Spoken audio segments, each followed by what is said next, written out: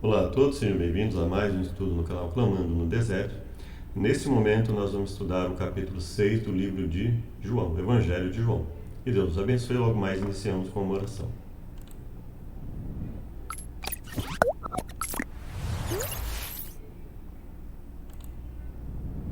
Obrigado a Deus que o Senhor nos dê sabedoria ao aprender a Tua Palavra. Perdoe por nossas falhas e pecados, nós imploramos em nome de Jesus. Amém. Então vamos lá, deixa eu só ajustar aqui para ficar mais. Então vamos dar início. Vou fazer algumas observações, pouca observação antes. Bom, eu acredito que todo cristão, pelo menos todo cristão que tem alguma coerência quando ele diz que acredita na Bíblia como a sua única regra de fé, ele não vai considerar nenhum escrito, ele não vai considerar nenhum conselho que divirja do que está nas Escrituras. Então, na medida que a partir do momento em que eu estudar o Evangelho de João, nós vamos ter duas opções. Ou apresentar uma outra interpretação que não fira o texto, que é o que eu vou fazer agora, vou buscar fazer, uma interpretação que não fira o texto, ou apresente uma outra interpretação que contradiga e anule a minha, ou aceita a interpretação dada, não tem uma outra opção.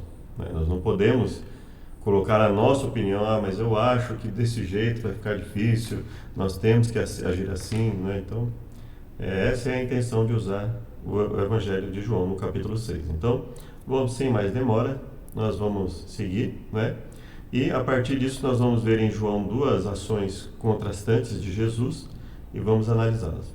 Que Deus os abençoe.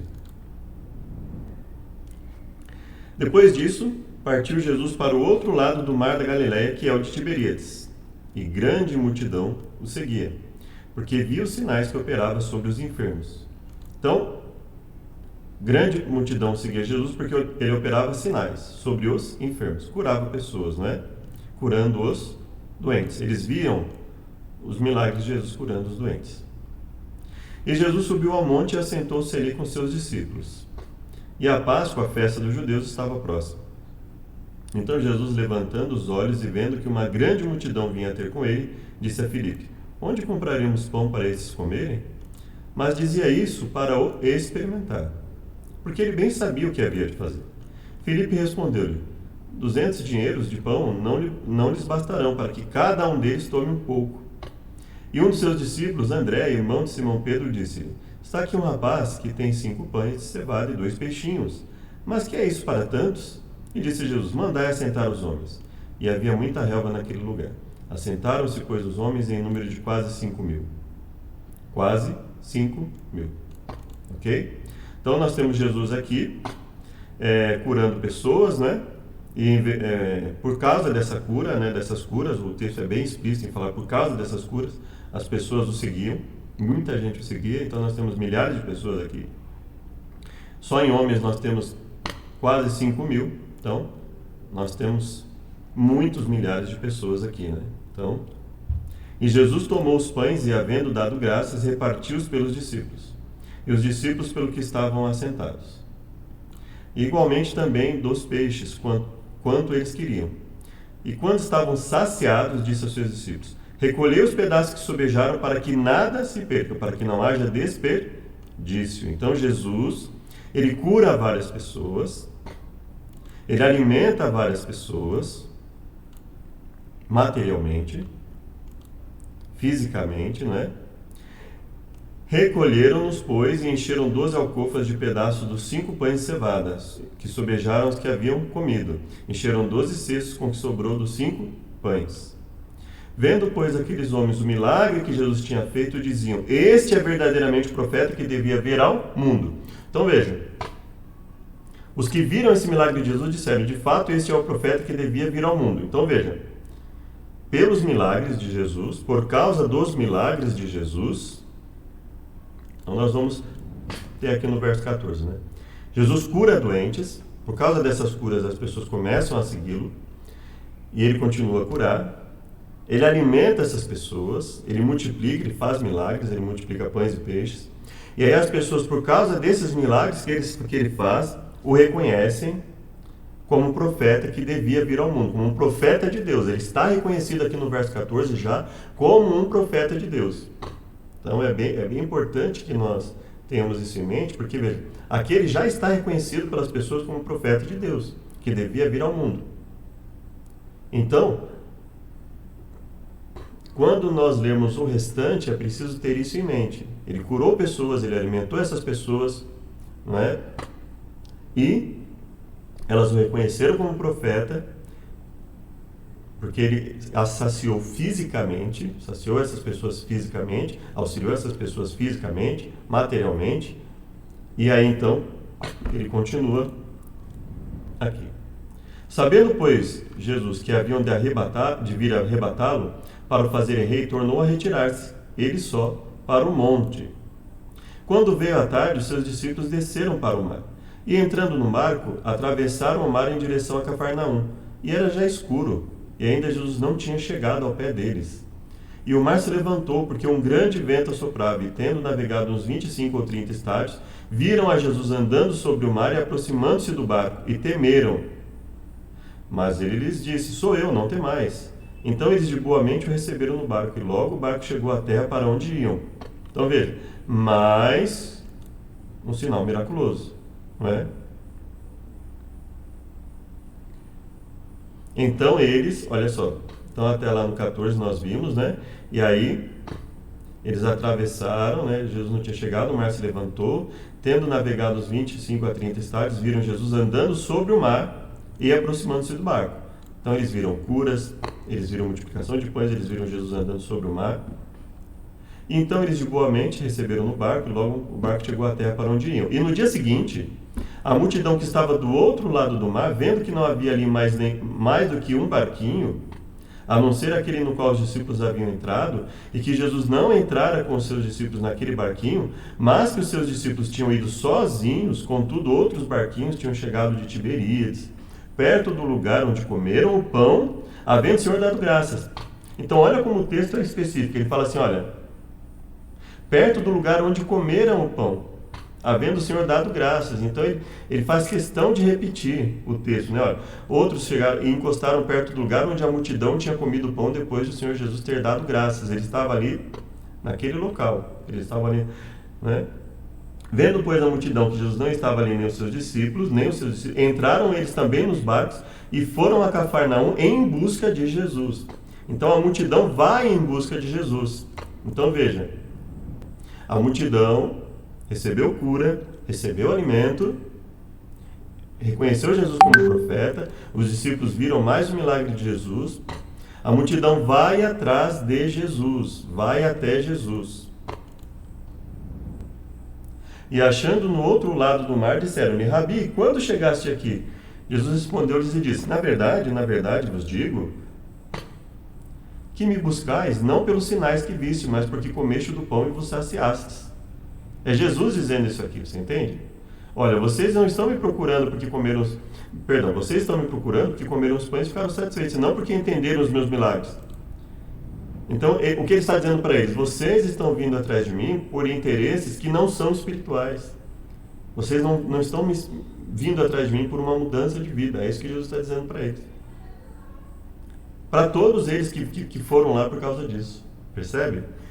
Isso é Jesus agindo. Jesus que é amoroso, Jesus que morreu pelos nossos pecados, Jesus que teve compaixão das pessoas. Ele está dizendo isso nas Escrituras.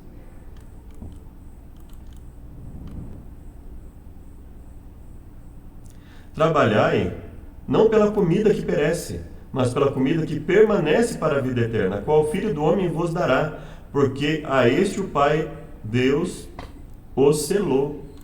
Então ele fala para eles: olha, não vai adiantar nada vocês virem aqui atrás de cura, atrás de alimento, atrás de milagres, até porque vocês não entenderam meus milagres, vocês não entenderam o motivo dos milagres. Então, vocês precisam trabalhar pela mudança espiritual, senão nenhum milagre vai ter servido para a melhoria espiritual de vocês, para que vocês realmente alcancem aquilo que é maior, que é a salvação em Cristo Jesus, não é? Disseram-lhe, pois, que faremos para executarmos as obras de Deus? Eles perguntam, depois que Jesus fala, né, que eles têm que trabalhar pela comida que permanece, Aí ele fala: que faremos para executarmos as obras de Deus? Jesus respondeu e disse: a obra de Deus é essa, que creiais naquele que ele enviou. Que vocês creiam naquele que Deus enviou. E aí eles dizem para ele assim: que sinal, pois, fazes tu para que o vejamos e creiamos em ti? Que operas tu? Nossos pais comeram maná no deserto, como está escrito: deu-lhes a comer o pão do céu. Disse-lhes, pois, Jesus: na verdade vos digo, Moisés não vos deu o pão do céu, mas meu Pai vos dá o verdadeiro pão do céu. Então, o que ele quer dizer é o seguinte: Moisés deu, Deus na época de Moisés, ele deu maná, mas ele fala: mas o verdadeiro pão do céu, a verdadeira comida a qual eu estou me referindo, é o pão espiritual. Porque o pão de Deus é aquele que desce do céu e dá vida ao mundo. E veja, é muito difícil que essas pessoas, que boa parte das pessoas que estivessem perguntando para ele, não tivesse sido beneficiada ou ouvido os milagres que ele já tinha feito. E ainda assim eles dizem assim, eles dizem, né? Olha, que sinal você faz, né? Vamos ver aqui, nós já lemos aqui, ó. Que milagre o Senhor vai fazer para a gente ver e crer no Senhor? O que é que o Senhor pode fazer? Percebe com que grupo de pessoas Jesus está lidando aqui? Aí disseram para Jesus, né? Senhor, dá-nos sempre desse pão que o Senhor está dando, o verdadeiro pão. Então aqueles já estão reconhecendo, eles estão começando a entender o que Jesus falou. Eles estão começando a perceber o que Jesus está falando, né? É um povo difícil, né? Jesus faz milagres e ele pega, não, eu quero mais milagre, mas obviamente a questão aqui é, eles estavam pedindo mais milagres para crer em Jesus ou eles estavam pedindo mais milagres para que eles pudessem ter mais benefícios, né? E ainda assim, quando Jesus explica para eles que o pão que desce do céu e que dá vida ao mundo, então eles falam: Senhor, dá-nos sempre desse pão. E Jesus lhes diz: eu sou o pão da vida. Aquele que vem a mim não terá fome, e quem crê em mim nunca terá sede. Então ele está dizendo o seguinte, ele está falando, ó, trabalhar pela comida. Veja só o que ele falou aqui.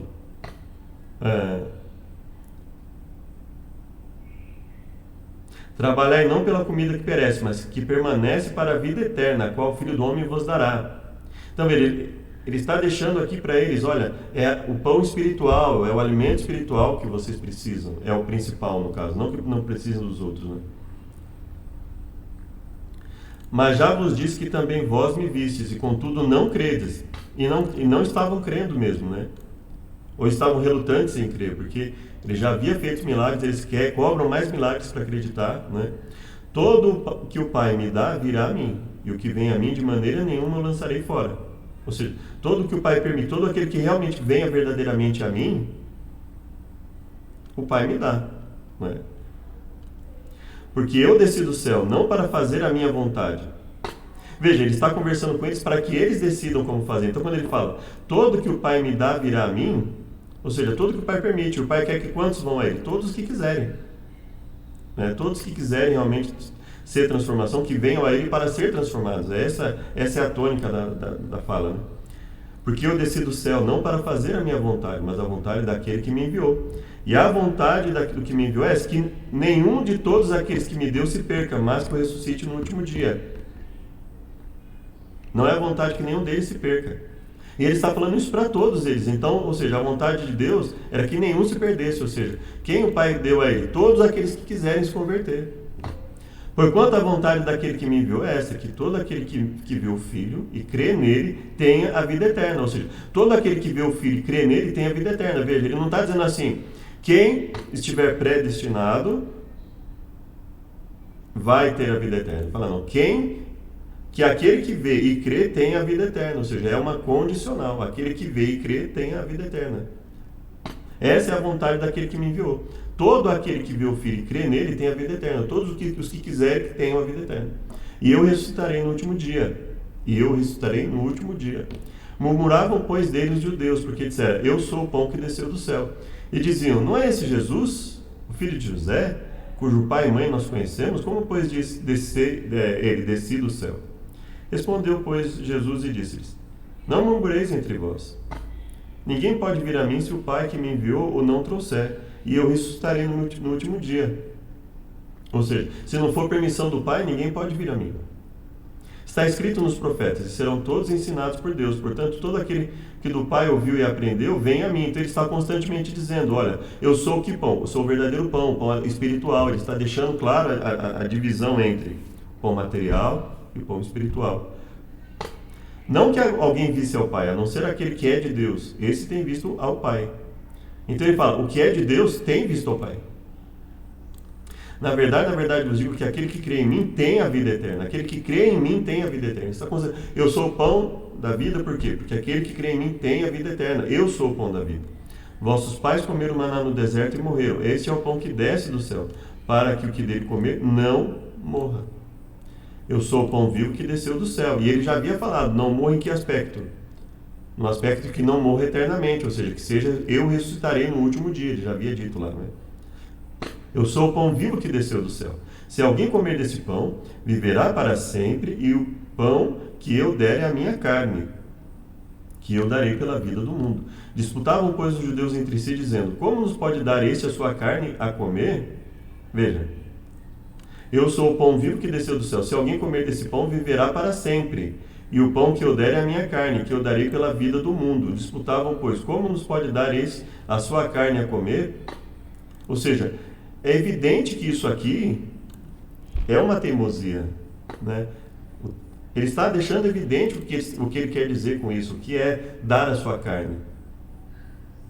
Jesus, pois, lhes disse, na verdade vos digo que se não comerdes a carne do Filho do Homem e não beberdes o seu sangue, não tereis vida em vós mesmos. Quem come a minha carne e bebe o meu sangue tem vida eterna, e eu ressuscitarei no último dia.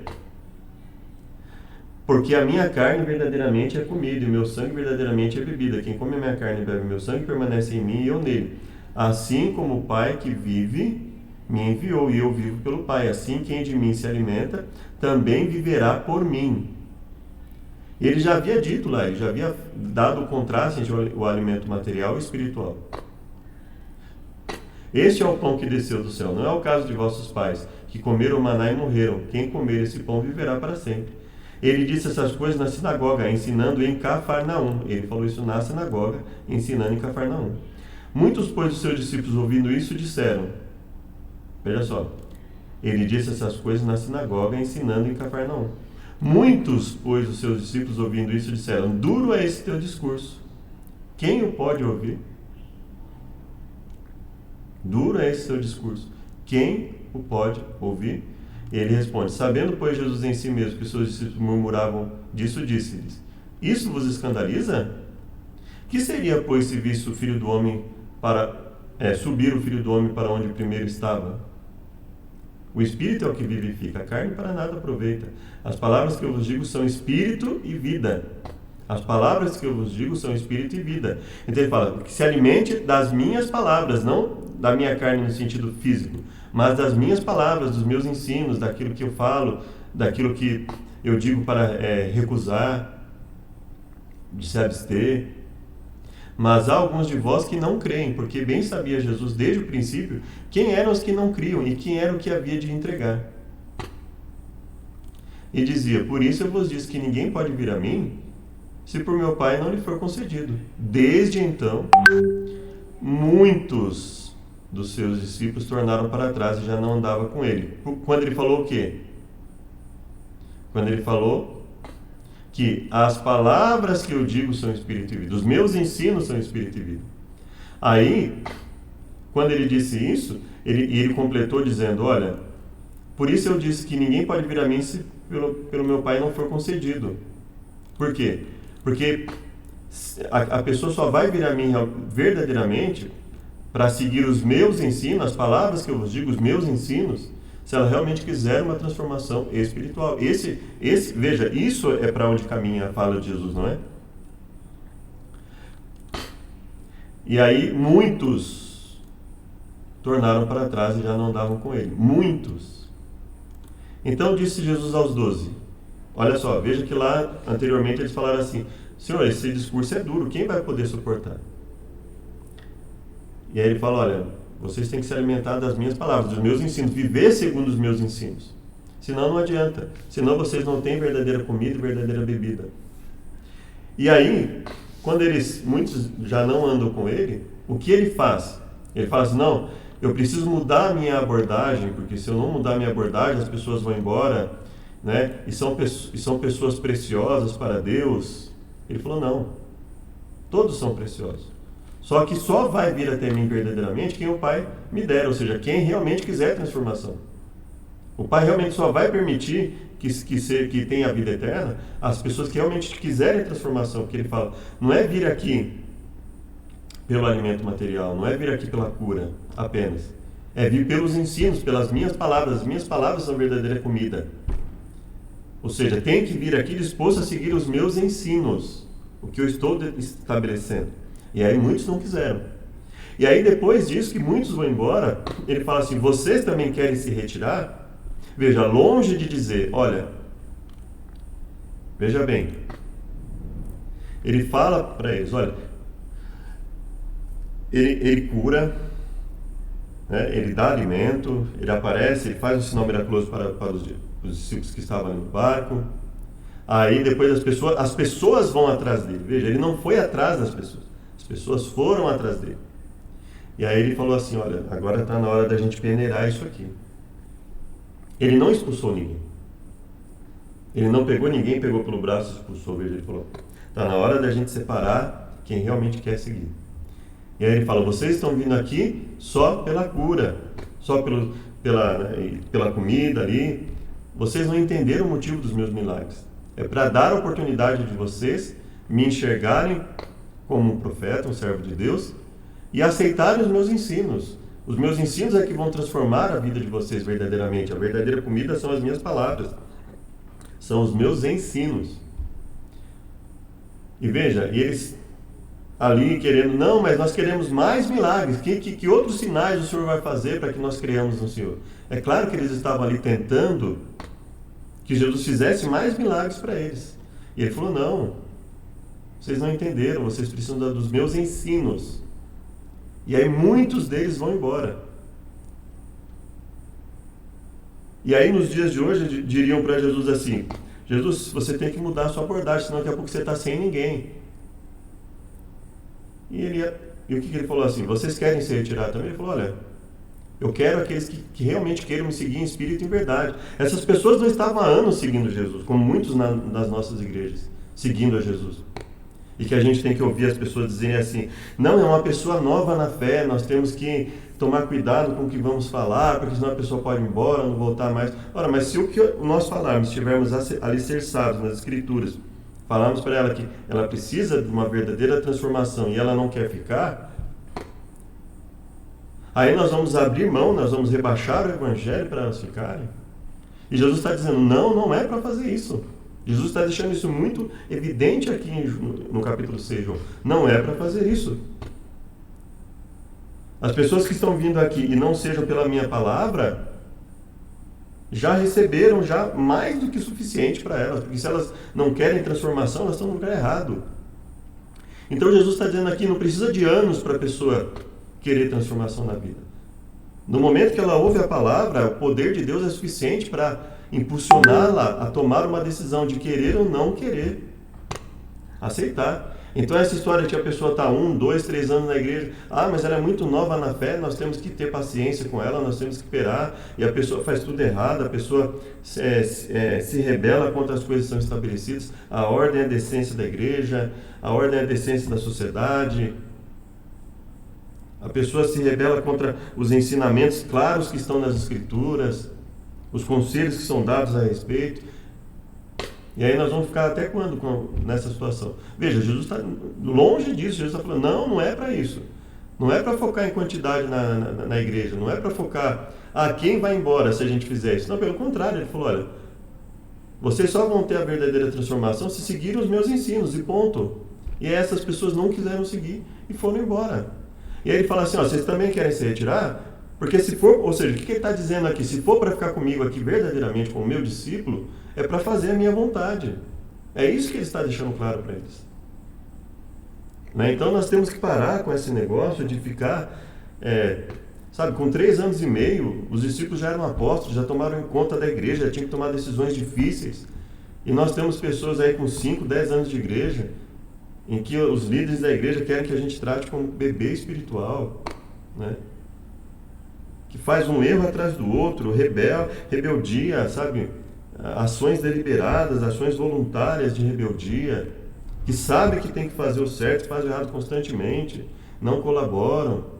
E aí as pessoas dizem pra gente assim, não, porque você não pode fazer isso e aquilo, que senão a pessoa vai embora.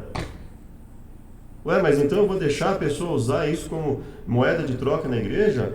Olha, se não me deixar fazer o que eu quero na igreja, eu vou embora. Eu sei que o que eu estou fazendo é contra a palavra de Deus, mas se não me deixarem fazer o que eu quero, eu vou embora. Se não me deixarem errar constantemente e contribuírem, tolerarem no sentido de, a tolerância no sentido de condescendência, né? Condescender, deixar o negócio seguir e a pessoa erra de novo e de novo e de novo. É óbvio que todo mundo sabe disso, é muito evidente isso, que as igrejas que fazem isso, as pessoas sabem que elas têm um salvo-conduto, que elas têm alguém ali segurando, a famosa costa quente, né? Tudo que ela fizer de errado vai ser passado ali um pano, né, para ela. Vai ser dado qualquer desculpa ali para justificar as atitudes dela. Não, vamos relevar, e ela faz de novo. Passa 2 semanas, ela faz de novo, e vamos relevar, e ela vai fazer cada vez mais. Porque ela sabe que por mais que ela faça, ninguém, sabe, vamos deixar, porque a gente precisa de quantidade na igreja, a gente precisa fazer número na hora que sair a foto da igreja, né? E a gente tem que tomar cuidado com isso, né? E aí então, Jesus fala, vocês querem se retirar também? Isso é o que está no texto, qualquer outra coisa é contrário ao que está no texto, qualquer outra tentativa de justificativa do que está aqui, sob outra perspectiva, não está sendo leal ao que está no texto. O texto é muito evidente, esse texto é muito claro para que qualquer pessoa tente justificar, tente usar qualquer outro texto para desqualificar isso aqui. Respondeu-lhe Simão, pois Simão Pedro, Senhor, para quem nós iremos? Tu tens as palavras da vida eterna. E nós temos crido e conhecido que tu és o Cristo, o Messias, o Mashiach, o ungido, o Filho do Deus vivente. Nós sabemos que o Senhor é o cumprimento vivo das profecias. É o Salvador do mundo. Respondeu-lhe Jesus, não vos escolhi vós os 12, e um de vós é o diabo. E aí veja, em relação aos 12 ele ainda fala, um de vocês é um diabo. Um de vocês, olha só, se você for pegar na nova versão da linguagem de hoje, né? Um de vocês é um diabo. Olha, fui eu que escolhi todos vocês, os 12. Mas um de vocês é um diabo. E ele ainda fala isso ainda depois da multidão ter saído, ele ainda fala, um de vocês é uma pessoa que está aqui e não quer ser transformado e quer ser usado pelo próprio Satanás, aqui do meu lado. Ele não economizou palavras aqui. E isso dizia ele de Judas Iscariotes, filho de Simão, porque este o havia de entregar, sendo um dos 12. Então aqui ele fala com a multidão. A maioria dessa multidão possivelmente não andava há anos com ele. Você percebe? Eles eram pessoas que tinham conhecido não faz muito tempo o que Jesus fazia, muitos deles. Veja, não há nenhum elemento que sequer dê uma sugestão de que essas pessoas estivessem há anos com Jesus para que ele tivesse feito isso. Pelo contrário, eram pessoas que tinham acabado de estar ali com ele. Pouco tempo, não muito tempo. E ele exige que elas tomem uma decisão. Olha, se vocês não querem seguir o meu ensino, então o que vocês estão procurando aqui é perda de tempo. É isso que Jesus está falando abertamente aqui. Agora nós vamos finalizar com Mateus 23.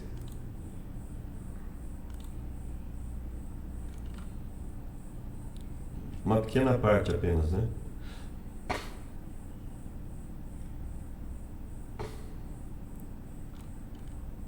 Deu uma travada aqui, né? Você deve conhecer o texto de Mateus 23, então eu vou...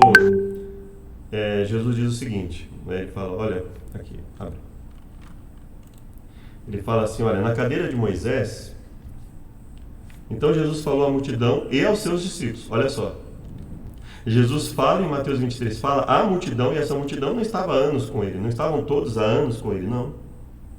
Ele está alertando a multidão e aos seus discípulos, dizendo, na cadeira de Moisés estão assentados os escribas e fariseus. Todas as coisas, pois, que vos disserem, que observeis, obviamente, todas as coisas que que estiverem de acordo com a palavra de Deus. Observai-as e fazei-as. Então ele fala, eles têm muitos ensinamentos importantes que vocês devem obedecer. Mas não procedais em conformidade com as suas obras, porque dizem e não fazem. Pois atam fardos pesados e difíceis de suportar e os põem aos ombros dos homens. Eles, porém, nem com o dedo querem movê-los. E fazem as suas obras para serem vistos pelos homens. Trazem largos filactérios, alargam as franjas das suas vestes, amam os primeiros lugares nas ceias, saudações nas praças, serem chamados de rabi, de mestre. Vós, porém, não querais ser chamados de rabi, porque um só é vosso mestre, saber o Cristo, o Messias ungido, e todos vós sois irmãos. Então ele fala, olha, tem que tomar muito cuidado com as pessoas que até têm um ensino correto, mas não estão dispostas a seguir. Ele está falando isso de uma liderança espiritual da sua época. Ele está dizendo, olha, não existe justificativa, não é para isso. Então ele fala, olha, então você até pode seguir muitos ensinos que eles falam, mas não faça o que eles fazem, porque eles estão fazendo o contrário à palavra de Deus. Agora vamos lá para Mateus capítulo 5, né? Ele fala assim, olha, eles atam fardos pesados, e aí as pessoas podem pensar assim, então ficar querendo que as pessoas fiquem obedecendo tudo de uma vez. Não, não é isso que Jesus está falando. Vamos lá para Mateus 25 e a gente encerra, né? Ele fala assim, olha, assim resplandeça a vossa luz diante dos homens, para que vejam as vossas boas obras e glorifiquem a vosso Pai que está nos céus. Não cuideis que vim destruir a lei e os profetas. Eu não vim destruir as escrituras, porque lei e os profetas era a divisão das escrituras, né? Leis, profetas, escritos, né? Então fica subentendido aqui os escritos. Eu não vim anular, eu vim cumprir, não vim abrogar, vim cumprir. Em verdade vos digo que até que o céu e a terra passem, nem um jota ou um tio passará da lei sem que tudo seja cumprido. Qualquer coisa que violar um desses mandamentos, posto que dos menores, por menor que seja, ou seja, aqui obviamente ele está falando de violação consciente, né, sabendo que está errado a pessoa violar o menor que seja dos mandamentos, e assim ensinar aos homens, ou seja, ensinar a condescendência com o erro, não apenas violar os mandamentos voluntariamente, mas ensinar que as pessoas podem voluntariamente transgredir os mandamentos de Deus, não fazer nada para mudar, não fazer mais nada para mudar a situação, ouvirem que deve haver mudança e constantemente fazerem o erro e ensinar aos homens a serem condescendentes, falar, não tem problema, são novos na fé, deixa eles continuarem a fazer o erro, né? Porque senão eles vão embora da igreja. Será chamado menor no reino dos céus, aquele porém que cumprir e ensinar será chamado grande no reino dos céus. Porque eu vos digo que se a vossa justiça, ele não está falando dele mesmo aqui, ele está falando da obediência, ele tinha acabado de falar aqui da questão da obediência aos mandamentos, e ele fala, se a vossa justiça não ceder a dos escribas e fariseus, de modo nenhum entrareis no reino dos céus. E tanto é que ele fala de exceder a justiça, ou seja, de obediência, e aí você pode pensar assim, em que sentido ele está falando? De uma obediência verdadeira, porque quando ele fala dos escribas e fariseus, que ele está falando aqui, que a nossa justiça tem que exceder a dos escribas e fariseus, que ele está falando dos da época dele, ele está falando daqueles que, tendo toda a mensagem correta para ensinar, não as praticam, não praticam as mensagens que estão ali. Não estão dispostos a praticar. Então eles voluntariamente e constantemente desobedecem ao que Deus estabelece. Então, vocês têm que obedecer a Deus verdadeiramente. Se vocês falam que querem servir a Deus, quando vocês se depararem com uma vontade dele explícita nas escrituras, nos ensinos dele, vocês têm que buscar obedecer. É isso que ele está falando. Ouviste que foi dito, não matarás, qualquer que matar será réu de juízo. Eu digo que qualquer que sem motivo, isso tem que ficar muito claro, sem motivo se encolerizar contra seu irmão, será réu de juízo. E qualquer que disser a seu irmão raca, bobo, idiota, louco, será réu de sinédrio, qualquer que te disser louco, será réu do fogo do inferno. Então ele fala, portanto, se trouxeres a tua oferta ao altar, e aí te lembrares de que teu irmão tem alguma coisa contra ti, ou seja, o que significa se teu irmão tem alguma coisa contra ti? Que tenha algo errado que você fez contra ele, deixa ali diante do altar a tua oferta e vai reconciliar-te primeiro com teu irmão, depois vem e apresenta a oferta. Concilia com o adversário que está a caminho, enquanto está no caminho com ele, para que não aconteça que o adversário te entregue ao juiz, o juiz ao oficial e te encerre na prisão. Então ele fala assim, se você tem algo que você fez contra o seu irmão, você vai até ele. Percebe? Ele está dizendo, você fez algo errado, Se você está voluntariamente fazendo algo errado, se você está sabendo que deve fazer o certo e faz o errado, que você mude. É isso que ele está falando, né? Então, e aí ele fala, né? Ouviste que foi dito aos antigos, não cometerás adultério. Aquele que atentar para uma mulher para cobiçar, já em seu coração cometeu adultério contra ela. Ele fala, se o teu olho escandalizar, arranca-o. Se a tua mão se escandalizar, arranca. Então, o que ele está querendo dizer com isso aqui? Ele está querendo dizer o seguinte: se o teu olho te faz pecar, para de olhar. Você tem que buscar olhar outra coisa, você tem que condicionar a sua mente. É como Paulo fala, esmurrar o seu corpo. Se a tua mão te escandaliza, corta e tira para longe. Ou seja, você tem que buscar ocasiões em que você não vai fazer aquele erro. Que você vai esmurrar o seu corpo, se anular no sentido de buscar só fazer o que é correto, evitar ao máximo qualquer coisa que possa te levar ao erro. É isso que Jesus está falando. Então veja, aqui nós temos elementos muito, assim, mais que suficientes, né? Nós temos João 6, nós temos Mateus 23, nós temos Mateus 5. E se nós formos pesquisar só nos evangelhos, nós teremos várias outras coisas. E se olharmos na Bíblia, se olharmos Noé, se olharmos Moisés, se olharmos os profetas, nós vamos ver diversas circunstâncias dessa forma. Se olharmos para bons reis, bons juízes, pessoas que queriam fazer a vontade de Deus verdadeiramente. Agora, quando nós olhamos aqueles que se engrandeceram e resolveram se afastar de Deus, nós olhamos as péssimas consequências que aconteceram na vida deles.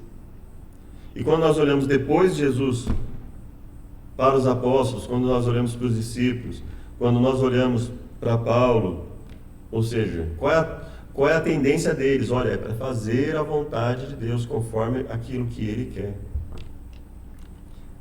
Então veja, aí nós temos também, nós podemos falar diversas coisas, nós podemos falar sobre a pessoa que estava publicamente indo lá na igreja, né, em 1 Coríntios 5, e aí Paulo fala, fazendo algo tão abominável assim, que nem fora se vê isso, que é um homem ficar com a mulher de seu pai, né?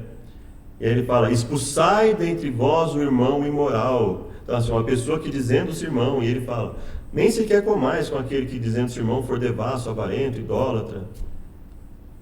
É isso que a Bíblia diz. Quando tendes alguma coisa entre vocês vão levar para os juízes de fora, não tem ninguém capaz de julgar aí dentro da igreja. Então ele fala, não é questão de não haver julgamento, nem Jesus fala que não é para haver julgamento. Jesus fala, não julgai conforme a aparência, mas conforme a reta justiça, ou seja, que a nosso julgamento seja julgamento conforme a palavra. E quantas pessoas estão julgando as ações pelas suas opiniões? Eu acho que essa abordagem não foi correta. Por quê? Porque eu acho que a pessoa vai querer sair da igreja. E daí? Jesus, várias pessoas foram embora, e ele perguntou aos discípulos, vocês também querem ir embora?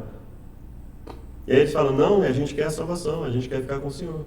Ou seja, aqueles que verdadeiramente querem servir a Jesus, depois de terem sido expostos à palavra, à mensagem de Deus, o Espírito Santo ali, aquilo é suficiente para transformar a pessoa. A pessoa não precisa de anos a fio na igreja, não existe isso de, a pessoa só está há 2 anos na igreja, a pessoa só está há 3 anos na igreja, então vamos deixar ela fazer tudo que ela quiser fazer de errado e vamos fazer de conta que não está acontecendo nada, vamos só lá falar com ela no particular ali, muito timidamente, para ela não sair da igreja. Não é isso que Jesus ensinou. Não é isso que a Bíblia ensina. Então, qualquer interpretação que seja dada a qualquer livro extra-bíblico, no sentido de contradizer o que está escrito aqui, é uma corrupção do ensinamento bíblico. É isso que nós temos que ter em mente, né? Espero que tenha sido útil. Convido para uma oração final. Obrigado, Deus, por tudo que nos tem concedido, nos perdoe por nossas falhas e pecados. Esteja conosco, nos dê sabedoria para entender e praticar a Tua mensagem. Tem misericórdia de nós naquilo em que temos falhado e nos ajude a ser pessoas melhores. Em nome de Jesus. Amém. Deus esteja conosco. Até o próximo vídeo.